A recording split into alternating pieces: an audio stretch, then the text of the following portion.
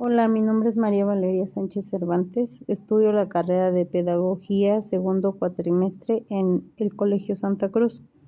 En la materia de Historia de la Educación en México, hablaremos de 4 biografías de 4 personajes importantes para la educación. Comenzaremos con Enrique Rebsamen, educador que nació en una aldea de Suiza el 8 de febrero de 1857. Murió en Jalapa, Veracruz, en 1904. Estudió la carrera de maestro y se graduó en la universidad. Dedicado a la pedagogía, enseñanza y estudió en Baviera, Inglaterra y Francia. Con una carta de Ignacio Manuel Altamirano, llegó a México a los 26 años, en 1885. El gobernador de Veracruz, General Enríquez, lo mandó a Orizaba para organizar un curso rápido en la formación de maestros para la escuela modelo. De todos los cantores veracruzanos se mandan los mejores prácticos para que estudien con Rebsamen y Enrique Labouchere. En esto son precursores de los modernos cursos de capacitación. Al fundarse la Escuela Normal de Jalapa, el 14 de diciembre de 1886 se le nombró director. Por sus ideas reformadoras fue combatido a pesar de que adoptaba las ideas de Pestalozzi, Herbert Benque, etc. al propio ambiente mexicano y de que llamó como colaboradores a intelectuales de todas las tendencias. En 2 congresos educativos que se llevaron a cabo de 1889 a 1991, participó como representante de Veracruz, expuso sus tesis y convenció. De ahí salieron resolutivos de gran importancia como la enseñanza laica, gratuita y obligatoria. Sus ideas tuvieron mayor impulso al ser director de las normales Oaxaca, Guanajuato y Jalisco. Los egresados de estas escuelas, al ser nombrados directores en escuelas de otros estados, desarrollaron las ideas y los conocimientos aprendidos en su formación. En 1989 editó una revista titulada México Intelectual. Tuvo gran aceptación. En 1901 lo nombraron director de enseñanza normal en el Distrito Federal. Fue autor de una guía para la enseñanza de la historia y el libro de lectura para primer año llamado Método Rebsamen.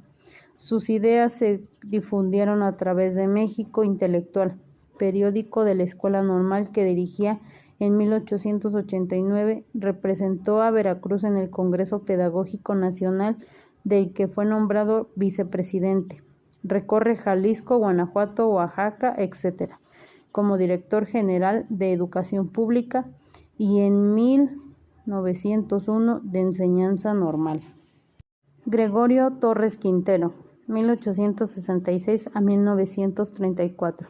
Fue de los grandes impulsores de la educación primaria en México. Su vocación de maestro se puso de manifiesto desde temprana edad, por lo que después de realizar los primeros estudios en su ciudad natal, llegó a la capital de la República con la ilusión de abrazar la carrera magisterial.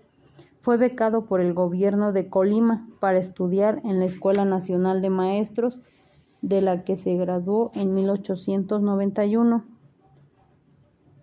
Iniciando con ello una brillante trayectoria como docente y funcionario educativo. Llegó a ser jefe de la sección de Educación y Beneficencia de la Secretaría de Gobierno del Estado de Colima e inspector general de Educación. Fue el sustituto del maestro, pues siempre creyó que la imagen del docente era fundamental en la tarea educativa. Fue el creador del método onomatopéyico para la enseñanza de la lectoescritura, que sigue vigente hoy en día y se basa en los sonidos naturales para conocer las letras, sílabas y palabras. Estuvo en contra de que la escuela primaria se enseñara una historia filosófica y se redujera a concentrar datos, fechas y batallas para su memorización. En cambio, propuso una historia-cuento en la cual la narrativa estimuló agradablemente el interés de los educandos. que no deben ser considerados como adultos, por lo que también deben existir una graduación de la información. Gregorio Torres Quintero afirmaba: ¿sabes por qué muchas personas se duermen durante las funciones de ópera? Porque no se les muestra con interés los tópicos de la obra. Lo mismo sucede con la enseñanza de la historia, y los libros no se acomodan al estado espiritual de los receptores. Esto último se logra con cuentos, relatos y narraciones, todo ello animado, dramatizado, atractivo y bello. El gobierno de Colima lo nombró hijo distinguido. Murió en la Ciudad de México en 1934. José Vasconcelos Calderón. El 27 de febrero de 1882, en el poblado de Oaxaca, nació José Vasconcelos. Sus padres eran el señor Ignacio Vasconcelos Varela y la señora Carmen Calderón Conde. Su primera educación la recibió en la escuela Eagle Pass de Texas, en la cual, además de aprender a leer y a escribir, aprendió a hablar inglés perfectamente. Continuó sus estudios en el Instituto Científico de Toluca y luego en el Instituto Campechano. Sus estudios de secundaria los terminó en la Escuela Nacional Preparatoria para luego entrar a estudiar Derecho a la Escuela Nacional de Jurisprudencia, de donde se gradúa en 1907.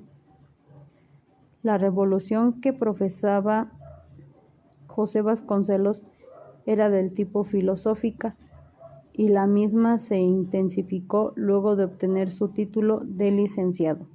Durante el Porfiriato, Vasconcelos era un fuerte opositor de las políticas educativas que tenía Porfirio Díaz. Como parte de su conducta revolucionaria y en compañía de otros jóvenes con los mismos ideales, fundan el Ateneo de la Juventud en México, en el cual sostenían interesantes debates acerca de la libertad de pensamiento y de la situación por la cual atravesaba la nación. Para el año 1909, Francisco I. Madero, el principal opositor de Porfirio Díaz y precursor de la Revolución Mexicana, invita a Vasconcelos a unirse a su causa, lo cual acepta por compartir ideales, y por esta ambos en contra de la reelección. Tras la caída del presidente Madero durante la Decena Trágica, Vasconcelos se ve obligado a salir del país y exiliarse en Estados Unidos. Cuando Huerta deja la presidencia, José Vasconcelos puede volver a México y le presta apoyo incondicional a Venustiano Carranza, quien lo designó como director de la Escuela Nacional Preparatoria. Pero la relación entre estos se veía afectada, lo que obligó a exiliarse nuevamente en Estados Unidos en el año 1915. Después de regresar de su segundo exilio, Adolfo de la Huerta, el presidente de la República para ese entonces, lo designó como rector de la UNAM. Para el año 1921, el entonces presidente Álvaro Obregón lo designó como el primer secretario de Educación Pública, desde donde se encargó de reformar la educación e instruir el amor de la cultura mexicana en las escuelas e instituciones. Además, en su gestión se construyeron bibliotecas, teatros municipales y escuelas en los pueblos más alejados. Además, se culturizó a toda la nación mediante diferentes campañas educativas. Defendía e impulsaba una educación inclusiva que también estuviera al alcance de las etnias indígenas. Fallece el 30 de junio de 1959. Justo Sierra Méndez fue un escritor, periodista, político y filósofo mexicano. Nació el 28 de enero de 1848 en Campeche. Su educación comenzó en Campeche y continuó en Mérida en 1861. Él y su familia se instalaron en la Ciudad de México después de que su padre, Justo Sierra O'Reilly, abogado y escritor, falleciera 10 años después de que se convirtió en abogado. Ignacio Manuel Altamirano fue su maestro y lo introdujo al ambiente literario de la ciudad. Publicó en los periódicos El Monitor Republicano, La Tribuna, La Libertad, El Federalista y el semanario El Renacimiento. Se relacionó con Manuel Acuña, Guillermo Prieto y Luis G. Urbina. Como funcionario público, fue diputado del Congreso de la Unión. Desde ese cargo promovió un proyecto para la educación primaria. Fue obligatoria. También propuso la fundación de la Universidad Nacional. Esta última idea no fue apoyada, pero décadas después, en 1910, se fundó la que hoy se conoce como la Universidad Nacional Autónoma de México, UNAM. También fue magistrado de la Suprema Corte de Justicia y titular de la Secretaría de Educación Pública en el gobierno de Porfirio Díaz.